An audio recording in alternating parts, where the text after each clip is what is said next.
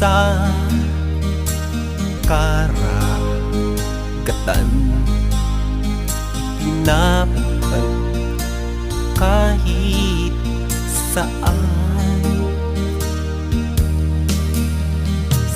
Sa kabila ng dalang pasigan, siya'y walang patutunguhan.